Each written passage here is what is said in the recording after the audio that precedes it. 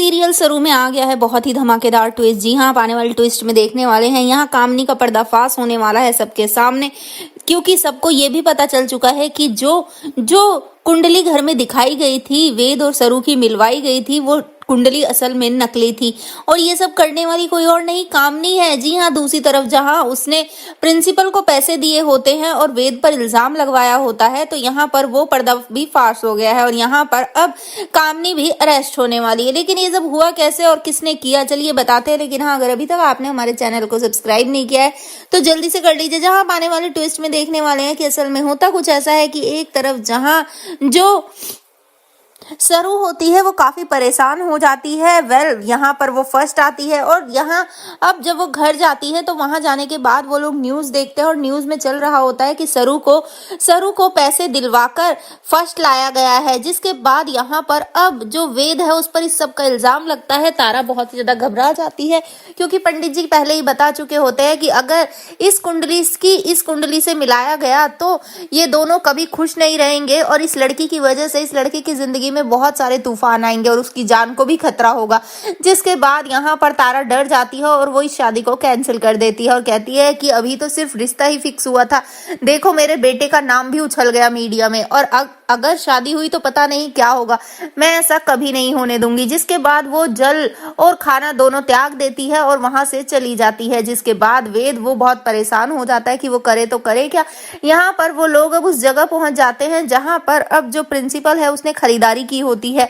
वहां जाने के बाद पता चलता है कि उसने 26 लाख का सामान खरीदा था, वो भी कैश। और यहाँ पर वो लोग अब इनकम टैक्स वाले बनकर पहुंचते हैं और साथ ही यहाँ पर उस आदमी से कहते हैं कि उस आदमी को उसे फोन करो प्रिंसिपल को और उससे बोलो कि वो नोट नकली हैं। जिसके बाद वो ऐसा ही करता है और यहाँ पर कामनी को प्रिंसिपल बुला लेता है ये कहकर कि आपने मेरे साथ धोखाधड़ी की, आपने मुझे नकली नोट क्यों दिए, मैं तो आपका वफादार हूं ना। जिसके बाद यहाँ कामनी समझ जाती है कि पक्का ही किसी की चाल है और वो जल्दी से वहां से भाग निकलती है। लेकिन यहाँ पर प्रिंसिपल पकड़ा जाता है और अरेस्ट हो जाता है और अब वो पुलिस स्टेशन में सब कुछ कबूल कर लेगा और बता देगा कि ये सब करवाने वाली कोई और नहीं बल्कि कामनी है।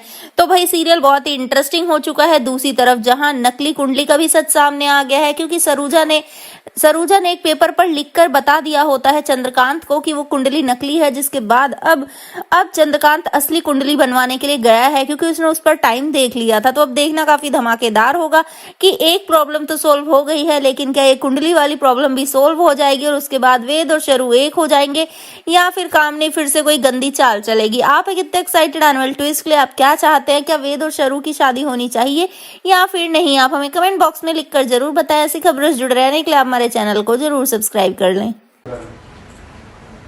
तमीज़ ही कोनी गाल करन दी।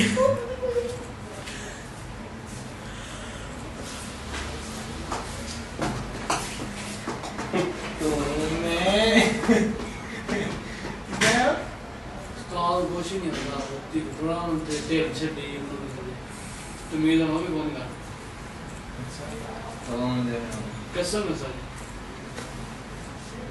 लगे में बोल गया यार साथे हैं होगी यही बस आधे चार डिग्री जिंदगी खुशी खुशी गुजारी नहीं उस्ताद जी।